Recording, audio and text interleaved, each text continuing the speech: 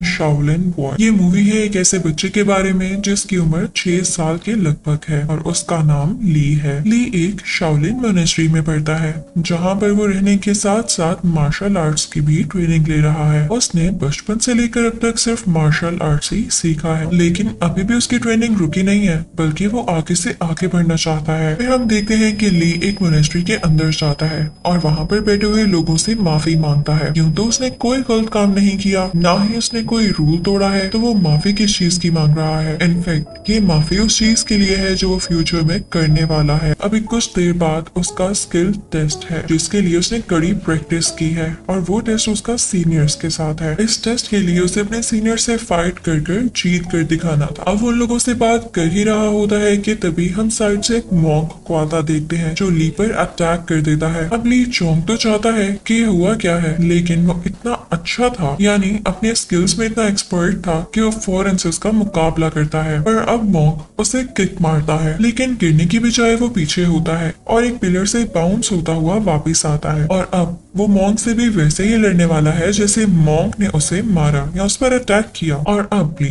उन पे काफी ज्यादा किक्स मारता है, जिसके बाद मॉन्क काफी ज्यादा वीक फील करने लग जाता है। और यहाँ पर ली की किसी तरह से जीत हो चुकी थी, क्योंकि मॉन्क को हराना कोई आसान काम थोड़ी है। और तो ली उस मॉन्क को एक बास्केट में भी कैद कर देता है। अब फिर उसका सामना होता है एक ऐसे मॉन्क से जो कि और भी ज्यादा स्ट्रॉन्ग था और उन्होंने दोनों हाथों में स्वर्ड्स पकड़ रखी थी। लेकिन ली के पास चूंकि सिर्फ एक स्टिक थी, तो उसे स्टिक से उस मॉन्क का मुकाबला करता है, लेकिन उस मॉन्क को भी हरा देता है। अब जब बारी आती है वहाँ पर खड़े तीसरे मॉन्क की, तो ली उसकी तरफ बढ़ने लग जाता है। पर वो तीसरा मॉन्क ये नहीं चाहता था कि ली आते ही उस पर अटैक कर दे, तो अपने स्किल्स का यूज करते हुए एक मिरर के जरिए यानी एक मिरर के थ्रू ली को ब्लाइंड कर देता है, जिससे उसे नजर न आए और वो पहला अटैक मॉन्क पर ना कर सके। अब वो मॉन्क उस पर अटैक करने ही वाला होता है कि ली तभी स्लाइड करता हुआ आता है और उस पर अटैक कर देता है। और अब यहाँ पर जीत होती है ली की। ली ने ये प्रूव कर दिया था कि वो जिसको चाहे हरा सकता है, क्योंकि उसके पास काफी कूल स्किल्स हैं। उसके बाद ली उस मिनिस्ट्री से बाहर आ जाता है। अब इस फाइट का असर ये होता है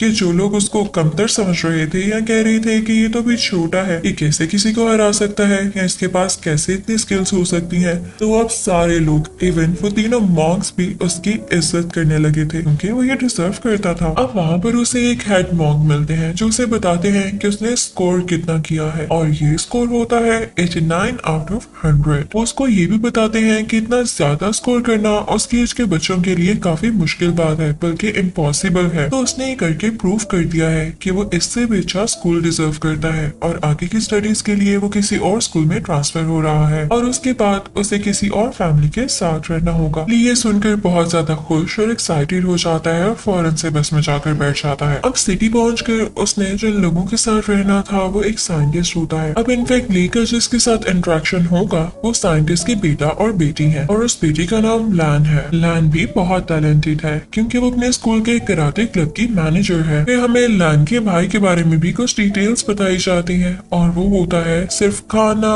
खाना और खाना, यानी उसे खाना खाना बहुत पसंद है। फिर हम देखते हैं कि लैन को अपने फादर की कॉल आती है, लेकिन ऐसे लग रहा था जैसे वो अपने फादर से नाराज है क्योंकि वो काफी अरसे से उनके घर नहीं आए, यानी अपने घर वापस नहीं आए। अब यहाँ पर साइंटिस्ट यानी लैन के फादर अपनी बेटी से कहते हैं कि मैं जल्द आऊंगा, अब तुमने उदास नहीं होना। साथ ही साथ वो अपनी बेटी को ये भी बताते हैं कि वो किस पर काम कर रहे हैं। इनफैक्ट वो एक ऐसी डिवाइस थी जो कि बहुत अच्छी थी, उसके बहुत से फायदे थे और उसको कुछ गैंगस्टर्स भी हासिल करना चाहते थे। तो यहाँ पर अपनी बेटी से कहते हैं कि मैंने तुम्हें एक गिफ्ट भेजा है, वो खोल कर देखो। अब यहाँ पर हमें पता चलता है कि उस गिफ्ट में वही डिवाइस है और साइंटिस्ट ने ऐसा इसलिए किया होता है, यानी ये डिवाइस ऐसे गिफ्ट अपनी बेटी को इसलिए भेजी होती है कि वो सारे गैंगस्टर्स से बची रहे। तभी हम देखते हैं कि लैन के घर की डोरबेल होती है। वो जब जाते हैं और देखते हैं तो वहाँ पर कोई और नहीं बल्कि ली ही होता है। वो उसको देख के काफी एक्साइटेड हो जाते हैं और ये भूल ही जाते हैं कि वो अपने फादर से बात कर रहे हैं और हमें वीडियो कॉल के दूसरी तरफ काफी अजीब सीन दिखने को मिलता है और साइंटिस्ट के पास गैंगस्टर्स आ चुके थे। वो उनसे उस डिवाइस के बारे में पूछते हैं तो साइंटिस्ट आगे से कहते हैं कि वो किसी डिवाइस को नहीं जानते। साइंटिस्ट कहते हैं कि वो तो ऐसे किसी डिवाइस पर काम तक नहीं कर रहे हैं।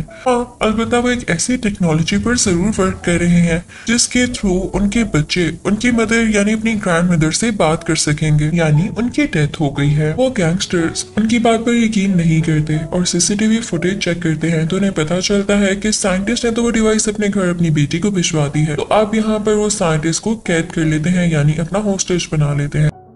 अब उधर हम लैन को देखते हैं जो कि अपना गिफ्ट खोल रही है। जब लैन वो गिफ्ट ओपन करती है तो उसके अंदर से पांडा की चेन निकलता है। वो जैसे ही उसे टच करती है तो उस की चेन पर आ रहा होता है कि न्यू पासवर्ड। लैन पूछने लग जाती है कि कैसा पासवर्ड। उसे कुछ समझ नहीं आ रहा होता और वो काफी थक भी चुकी थी तो उसे संभाल कर सो जाती है। अब हमें अगली सुबह को सीन दिखाया जाता है जब लैन और ली एक साथ स्कूल जा रहे होते हैं और लैन ने वो कीचेन अपने बैग के साथ लटकाया होता है। अब गैंगस्टर्स उन पर काफी देर से नजर रखे हुए थे तो उन्हें पता चल जाता है कि ये वही डिवाइस है जो साइंटिस्ट जिस पर काम कर रहे थे। तो वो लैन के बैग से वो डिवाइस यानी वो कीचेन उतार कर भाग जाते हैं, पर ली ने ये देख लिया था और वो ऐसे कैसे इस डिवाइस को उनके हाथ लगने दे सकता था। वो बहुत सारी बैक फ्लिप्स लगाता है और उन गैंगस्टर्स तक पहुंच जाता है। अब वहां खड़ा फैंग ये सब देख के काफी ज्यादा खुश होता है कि ली तो कितना स्किल्ड है। अब वो दोनों मिलकर गैंगस्टर्स को मजा चुकाते हैं और उनसे वो कीचेन वापस ले लेते हैं और उनकी काफी पिटाई भी करते हैं, लेकिन गैंगस्टर उनसे वो कीचेन दोबारा से छीन लेते हैं। लगता है कि उनका पिटने का दोबारा से दिल कर रहा है, पर इससे पहले कि वो गैंगस्टर भाग पाता सारे बच्चे गार्बेज बिन लेकर आते हैं और गैंगस्टर उसमें कूद जाता है क्योंकि उसके पास और कोई रास्ता ही नहीं बचा था आगे, और अब उन्होंने उस कीचेन को वापस से हासिल कर लिया था। अब सारे बच्चे ये देख के काफी हैरान होते हैं कि ली तो एक छोटा सा बच्चा है और कैसे वो इतना स्किल्ड है, तो सब उसकी तारीफ करने लगते हैं। अब एक अनाउंसमेंट होती है कि क्लास में सिर्फ वही बच्चा आगे जा पाएगा जिसका फिटनेस टेस्ट मुकम्मल होगा, यानी जो हेल्थ में और फिटनेस में बिल्कुल ठीक होगा। अब सारे बच्चे सोच रहे थे कि ठीक है वो फिट भी हैं और जो भी उनको टास्क दिया जाएगा वो कर लेंगे, लेकिन यहाँ पर लैन का भाई काफी परेशान होता है क्योंकि वो इतना खाता था और उसकी वजह से उसकी हेल्थ काफी ज्यादा हो चुकी थी, यानी उसका वेट भी काफी ज्यादा हो चुका था। तो वो सोच रहा था कि कहीं मैं पीछे न रह जाऊं। अब कुछ देर बाद उनके जिम मास्टर सामने आते हैं। अब वहां आकर जिम मास्टर उनसे कहते हैं कि आप लोगों की एक रेस होगी, आप लोगों को एक लिमिटेड टाइम में 100 मीटर तक दौड़ कर जाना होगा। अब सारे बच्चे तो ये पूरा करने लगते हैं, लेकिन जो ले होता है वो उतने ही टाइम में 200 मीटर दौड़ लेता है, यानी 2 राउंड्स कंप्लीट कर लेता है। ली के मुकाबले में बाकी बच्चे वो एक बार भी नहीं कर पाए थे। अब इसके बाद जो राउंड होता है वो पुशअप्स लगाने का होता है। अब जितने टाइम में ली 100 पुशअप्स लगा लेता है, बाकी बच्चे मुश्किल से 5 पुशअप्स लगा पाते हैं। और सिर्फ यही 100 पुशअप्स नहीं बल्कि वो एक हाथ से भी पुशअप करता है और तो उल्टा होकर भी। सारे बच्चे यहाँ पर ली की काफी ज्यादा तारीफ करते हैं और ली भी काफी खुश हो रहा होता है। अब जो नेक्स्ट राउंड होता है वो होता है जंप्स लगाने का। अब यहाँ पर ली काफी कूल फील कर रहा होता है, यानी उसे इस राउंड की टेंशन नहीं थी क्योंकि जंप लगाना तो उसके बाएं हाथ का काम था। अब उधर हमें थोड़ा सा सीन साइंटिस्ट की तरफ का भी दिखाया जाता है जहाँ पर वो गैंगस्टर्स उसे काफी ज्यादा तंग और टॉर्चर कर रहे थे। और अब सीन वापिस आता है स्कूल की तरफ। अब हम देखते हैं कि फैंग का भी एक मैच हो रहा होता है, तो ली सोचता है क्यों ना ये भी एक्सपर्ट है और मैं भी एक्सपर्ट हूँ, तो हम दोनों एक साथ मैच लगाएं। और वो फैंग से भी यही कहता है तो वो मान जाता है और अब उन दोनों में एक मैच होता है। अब सारे बच्चे काफी ज्यादा एक्साइटेड होते हैं क्योंकि दोनों एक्सपर्ट्स एक साथ एक ही टाइम पे एक दूसरे से लड़ रहे थे, तो ये देखने के लिए सारे काफी क्यूरियस थे कि कौन जीतता है। सारे अपनी जगह से उठकर आगे आ गए थे। अब इसी दौरान गैंगस्टर्स के लिए ये अच्छा मौका था तो वो उसकी चेन को दोबारा से चुरा सके, उसे हासिल कर सके, क्योंकि सबकी अटेंशन तो उन दोनों के मैच की तरफ थी। अब वो भी गैंगस्टर्स नीचे आ जाते हैं और उस की चेन को उतारने की, उसको अलग करने की कोशिश करते हैं, पर वो स्टक हो चुका था। अब उधर जब ली और फैंग का मैच हो रहा होता है तो पहले तो वो एक दूसरे के अगेंस्ट डिफेंस कर रहे थे, यानी खुद को बचा रहे थे, और जैसे ही वो राउंड आता है कि उन्होंने एक दूसरे पर अटैक करना था तो दोनों एक दूसरे के रिस्पेक्ट में वो अटैक करने से मना कर देते हैं और मैच ड्रॉ हो जाता है। तब सारी ऑडियंस और सारे बच्चों की अटेंशन उस तरफ हो जाती है जहाँ पर वो गैंगस्टर्स उस कीचेन को चुराने की कोशिश कर रहे हैं।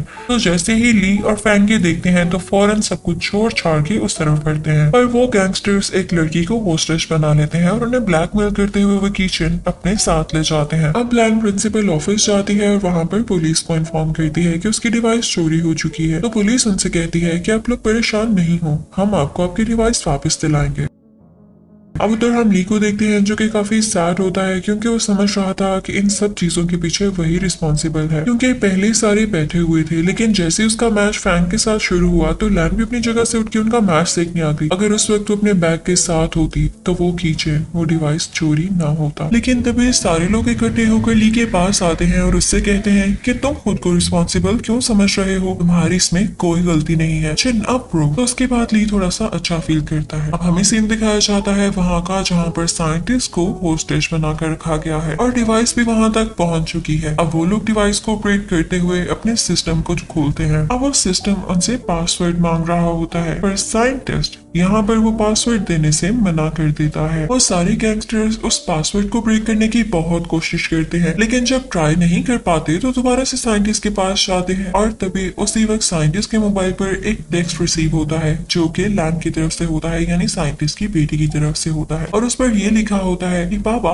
कल मेरी बर्थडे है, मैं आपका इंतजार करूंगी। अब यहाँ पर गैंगस्टर को अच्छा मौका मिल जाता है। इस चीज से फायदा उठाते हुए साइंटिस्ट को ब्लैकमेल करता है और कहता है कि तुम्हारी बेटी की बर्थडे है ना कल, तुम तो वहाँ नहीं जा सकोगे लेकिन हाँ मैं जरूर जाऊंगा और आगे की बात तुम्हें पता है। अब अगले रोज हम देखते हैं कि लैन की बर्थडे होती है और वो अपने घर में तैयार हो रही होती है और बाकी सारे बच्चे उसका बर्थडे प्रेजेंट लेने गए होते हैं। तभी लैन को अपने मोबाइल फोन पर एक टेक्स्ट रिसीव होता है जो कि उसके फादर की तरफ से होता है और वो अपनी बेटी से कह रहे होते हैं कि बेटा बाहर आओ, मैं तुम्हारा इंतजार कर रहा हूँ। अब लैन ये पढ़कर काफी खुश हो जाती है और वो बाहर जाती है। लैन जैसे ही बाहर जाती है तो उसके फादर नहीं बल्कि गैंगस्टर्स थे जो उसे किडनैप करने आए थे, उसे अपने साथ ले जाते हैं। लेकिन तभी वहाँ पर सारे बच्चे आ जाते हैं और देखते हैं कि गैंगस्टर्स उन्हें अपने साथ लेकर जा रहे हैं, यानी लैन को। तो वो सारे बच्चे अपनी बाइसिकल्स पर उसका पीछा करने लगते हैं। अब वो सारे बच्चे उसका पीछा करते करते साइंटिस्ट की लैब तक आ जाते हैं। अब वहाँ पर गैंगस्टर्स होते हैं, उन्होंने लैन की गर्दन पर छुरी रखी होती है। वो साइंटिस्ट को ब्लैकमेल कर रहे होते हैं। अब साइंटिस्ट को तो पासवर्ड नहीं पता होता क्योंकि उन्होंने वो डिवाइस अपनी बेटी को एज ए गिफ्ट भेजी थी और जब फर्स्ट टाइम लैन ने उस डिवाइस को ऑन किया था तो उसी डिवाइस ने उसी से पासवर्ड मांगा था, यानी अब ये लैन ही ये पासवर्ड क्रैक कर सकती है। तो सारे के सारे गैंगस्टर्स अब लैन के पास आते हैं और उससे वो पासवर्ड पूछते हैं। पर अब जब वो लैन से पूछते हैं तो लैन आगे से कहती है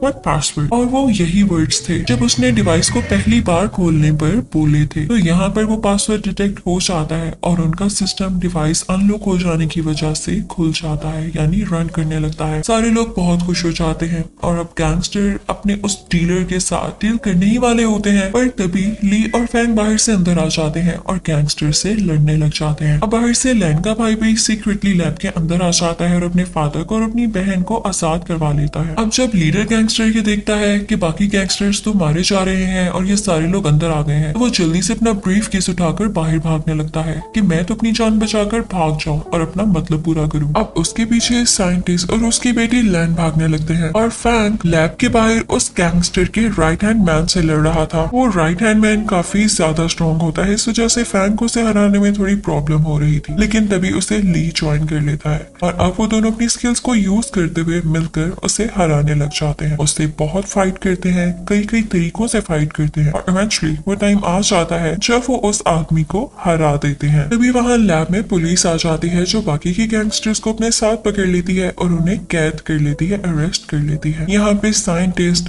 लैन, ली और बाकी सारे लोगों की जीत हो चुकी थी और बच्चों को उनकी ब्रेवरी के लिए, उनके इस हिम्मत करने वाले काम के लिए ब्रेवरी अवार्ड दिया जाता है। ये मूवी यहीं पर एंड हो जाती है।